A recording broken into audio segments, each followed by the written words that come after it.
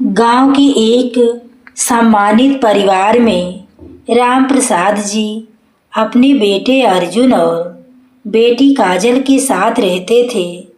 जहां प्यार और अपनापन हर कोने में बसा हुआ था। काजल की शादी कुछ साल पहले बड़े धूमधाम से हुई थी, जिसमें राम प्रसाद जी ने अपनी जिंदगी भर की कमाई लगा दी थी। शादी में इतना खर्च हुआ था कि राम प्रसाद जी ने कई बार अपनी ज़रूरतों को भी पीछे छोड़ दिया था। अर्जुन हमेशा अपने पिता का सहारा बना रहा और घर की जिम्मेदारियों को संभालता रहा। घर में सब कुछ ठीक चल रहा था, लेकिन वक्त के साथ काजल के मन में कुछ बदलने लगा। ससुराल में रहने के दौरान उसे बार बार यह एहसास दिलाने जाने लगा कि उसे अपने मायके की संपत्ति में हिस्सा लेना चाहिए। धीरे धीरे यह बात उसके मन में बैठ गई और एक दिन उसने फैसला कर लिया। अचानक एक सुबह काजल मायके पहुंची, लेकिन इस बार उसके चेहरे पर वो खुशी नहीं थी जो पहले होती थी। अर्जुन ने उसे देखते ही खुशी से कहा, अरे दीदी, आप अचानक।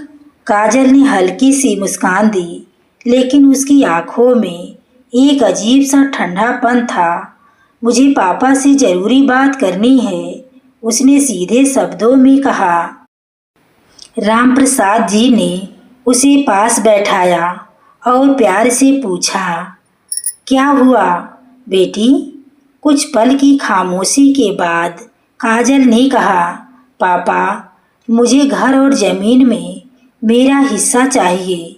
यह सुनते ही जैसे समय थम गया। घर की दीवारें भी इस बात को सुनकर सन्न रह गई। अर्जुन ने हैरानी से कहा, दीदी, आप ये क्या बोल रही हो? काजल ने सख्त आवाज में जवाब दिया, मैं अपना हक मांग रही हूँ, इसमें गलत क्या है? राम प्रसाद जी का चेहरा उतर गया। उन्होंने धीमे से कहा, बेटी, तेरी शादी में मैंने सब कुछ लगा दिया। काजल ने बिना भाव से कहा, वो आपकी जिम्मेदारी थी पापा। यह शब्द राम प्रसाद जी के दिल में तीर की तरह चुभ गए। अर्जुन की पत्नी राधा ने समझाते हुए कहा, दीदी, रिश्ते पैसों से बड़े होते हैं। काजल ने गुस्से में कहा, मुझे भावनाओं से नहीं, मेरे अधिकार से मतलब है। माँ जी, जो अब तक चुप थी, अचानक बोली, बेटी, गलत नहीं कह रही, उसे उसका हक मिलना चाहिए। अर्जुन को यह सब सुनकर बहुत दुख हुआ, लेकिन उसने खुद को संभाला। घर का माहौल अब पूरी तरह बदल चुका था और एक फैसला सबकी रिश्तों की परीक्षा लेने वाला था। काजल के इस फैसले के बाद घर में हर दिन तनाव बढ़ने लगा और पहले जैसा अपनापन कहीं खो गया। अर्जुन ने कई बार अपनी बहन को समझाने की कोशिश की, लेकिन जब काजल के मन में केवल एक ही बात थी, अपना हिस्सा। एक दिन अर्जुन ने कहा, दीदी, कोर्ट कचहरी के चक्कर में मत पड़ो, रिश्ते टूट जाते हैं। काजल ने तुरंत जवाब दिया, रिश्ते तब टूटते हैं जब इंसान का हक छीना जाए। राम प्रसाद जी चुपचाप एक कोने में बैठे सब सुन रहे थे। उनकी आंखों में गहरा दर्द साफ दिखाई दे रहा था। माँ बार बार काजल का साथ दे रही थी, जिससे घर का माहौल और भी बिगड़ता जा रहा था। आखिरकार काजल ने वकील से बात करने का फैसला कर लिया और उसी दिन उसे घर बुला लिया गया। वकील ने आते ही सभी कागजात देखना शुरू किया और गंभीरता से हर चीज को समझने लगा। कुछ देर बाद उसने सिर उठाकर कहा, ये संपत्ति पुश्तैनी लग रही है। काजल ने तुरंत कहा, तो फिर मेरा हिस्सा बनता है। वकील ने शांत स्वर में कहा, हाँ बनता है, लेकिन बात इतनी आसान नहीं है। अर्जुन ने पूछा, क्या मतलब? वकील ने कहा, इस संपत्ति में और भी लोगों का अधिकार बन सकता है। यह सुनकर सब चौंक गए। कमरे में फिर से सन्नाटा छा गया। काजल ने घबराकर पूछा, और कौन? वकील ने धीरे से कहा, आपकी बुआओं का भी हिस्सा बनता है। यह सुनते ही काजल के चेहरे का आत्मविश्वास थोड़ा डगमगा गया। माँ ने हैरानी से कहा, ये कैसे हो सकता है? वकील ने समझाया, कानून के अनुसार पुश्तैनी संपत्ति में सभी वारिसों का अधिकार होता है। अर्जुन ने काजल की ओर देखा और जैसे आखिरी बात उसने सोचने का मौका दे रहा है, लेकिन काजल अब भी अपने फैसले पर अड़ी रही। उसने कहा, मुझे मेरा हिस्सा चाहिए, चाहे कुछ भी हो जाए। राम प्रसाद जी ने भारी मन से कहा, ठीक है बेटी, जैसा तुम चाहो। काजल को लगा अब सब कुछ उसके पक्ष में होने वाला है, लेकिन किस्मत ने उसके लिए कुछ और ही सोच रखा था। काजल को पूरा भरोसा था कि अब संपत्ति का बड़ा हिस्सा उसके नाम हो जाएगा और वह जीत जाएगी। घर में सब चुप थे, लेकिन उस खामोशी में तूफान छुपा हुआ था जो धीरे धीरे बाहर आने वाला था। कुछ दिनों बाद सभी लोग वकील के दफ्तर में इकट्ठा हुए, जहां अंतिम फैसला होना था। वकील ने गंभीर आवाज में कहा, सभी पक्ष ध्यान से सुनिए, अब संपत्ति का कानूनी बंटवारा होगा। काजल ने आत्मविश्वास से कहा, मुझे पता है, मुझे मेरा हक मिल जाएगा। अर्जुन ने बस एक नज़र अपनी बहन की ओर देखा, जिसमें दुख और दूरी साफ झलक रही थी। वकील ने कागज पढ़ना शुरू किया और बोला, यह संपत्ति केवल पिता की नहीं, बल्कि पूरे खानदान की है। यह सुनते ही काजल थोड़ी असहज हो गई, लेकिन उसने कुछ नहीं कहा। वकील ने आगे कहा, इसमें आपकी बुआओं का भी बराबर का अधिकार बनता है। दरवाज़ा खुला और दो बुजुर्ग महिलाएं अंदर आई, जिन्हें देखकर काजल हैरान रह गई। काजल ने धीरे से कहा, ये बुआ? बुआ ने शांत स्वर में कहा, हाँ बेटी, हमें भी बुलाया गया है। काजल के चेहरे की चमक धीरे धीरे फीकी पड़ने लगी। वकील ने सभी के सामने हिस्सों का बंटवारा बताना शुरू किया। सबसे पहले 3 बराबर हिस्से होंगे, एक अर्जुन का, एक काजल का और एक बुआओं का संयुक्त हिस्सा। यह सुनते ही काजल चौंक गई। इतना कम? वकील ने कहा, यह कानून है, इसमें बदलाव नहीं हो सकता। अर्जुन चुपचाप खड़ा रहा, जैसे उसे पहले से सब पता हो। काजल की माँ भी अब असमंजस में पड़ गई। बुआ ने कहा, हमने कभी कुछ नहीं मांगा, लेकिन अब कानून के अनुसार लेना पड़ेगा। काजल को पहली बार अपनी जिद भारी लगने लगी, फिर भी उसने अपने अहंकार को नहीं छोड़ा। उसने खुद से कहा, जो भी हो, मैं पीछे नहीं हटूंगी। लेकिन उसे नहीं पता था कि असली झटका अभी बाकी है। वकील ने आगे कहा, अब अंतिम गणना के अनुसार हर हिस्सेदार को उसका भाग मिलेगा। काजल की धड़कनें तेज हो गई। उसे अब बेचैनी होने लगी थी।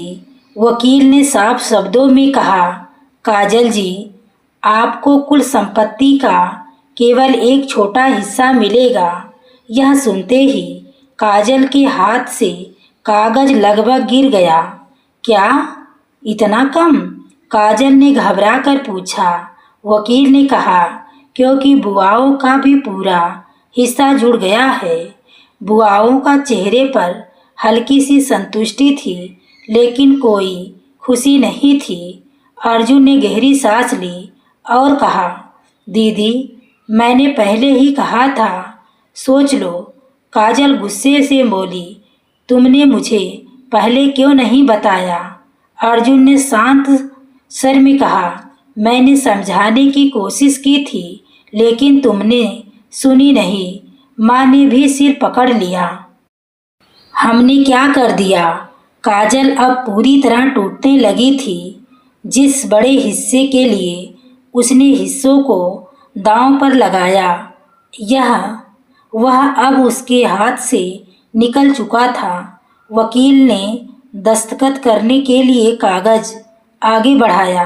काजल के हाथ कांप रहे थे, लेकिन अब पीछे हटने का कोई रास्ता नहीं था। उसने मजबूरी में कागज पर साइन कर दिए। जैसे ही साइन हुए, सब कुछ बदल गया। अब वह घर जो भी कभी उसका था, उससे दूर हो चुका था। अर्जुन ने कहा, अब सब कानूनी रूप से तय हो गया है। काजल की आंखों से आंसू बहने लगे, लेकिन यह आंसू पछतावे के थे, जिनका कोई फायदा नहीं था। रिश्तों की डोर अब कमजोर पड़ गई चुकी थी, और अब अगली बात ने काजल को पूरी तरह हिला दिया। संपत्ति के बंटवारे के बाद घर लौटते समय माहौल बेहद भारी था। काजल को अब समझ आने लगा था कि उसने क्या खो दिया। जैसे ही सब घर पहुँचे, अर्जुन ने शांत लेकिन सख्त आवाज में कहा, दीदी, अब एक बात और है। काजल ने कमजोर आवाज में पूछा, क्या? अर्जुन ने कहा, अपने बेटे की तरह हिस्सा ले लिया है, तो अब जिम्मेदारी भी बेटे की तरह निभानी होगी। काजल चौंक गई। क्या मतलब? अर्जुन बोला, माँ अब आपके साथ रहेंगी। उनकी पूरी जिम्मेदारी आपकी होगी। यह सुनते ही काजल के पैरों तले जमीन खिसक गई। माँ ने भी घबराकर काजल की ओर देखा। काजल बोली, लेकिन मैं कैसे? अर्जुन ने बीच में ही कहा, जब अपने हक लिया तो कर्तव्य भी निभाना होगा। राधा ने भी कहा, दीदी, यही सही है। काजल अब पूरी तरह टूट चुकी थी। उसने धीरे से कहा, मैंने ऐसा नहीं सोचा था। अर्जुन ने कहा, सोचना चाहिए था। घर का हर कोना अब काजल को पराया लगने लगा। जिस घर में वह बचपन से खेली थी, आज वही घर उसे दूर कर रहा था। माँ चुपचाप रो रही थी। काजल के पास अब कोई जवाब नहीं था। उसने महसूस किया कि उसने लालच में आकर सब कुछ खो दिया। रिश्ते, अपनापन और सम्मान, सब कुछ उससे दूर हो गया। जब उसके पास सिर्फ पछतावा बचा क्या था, और यही पछतावा उसकी सबसे बड़ी सजा बन गया। कुछ दिनों बाद काजल अपने ससुराल लौट गई, लेकिन अब उसका मन कहीं नहीं लगता था। वह हर दिन अपने फैसले को याद करके खुद को कोसती रहती थी। माँ उसके साथ थी, लेकिन उनके बीच भी पहले जैसा प्यार नहीं रहा था। काजल ने एक दिन रोते हुए कहा, माँ, मैंने बहुत बड़ी गलती कर दी। माँ ने भी आंसू भरी आंखों से कहा, हम दोनों ने गलती की है बेटी।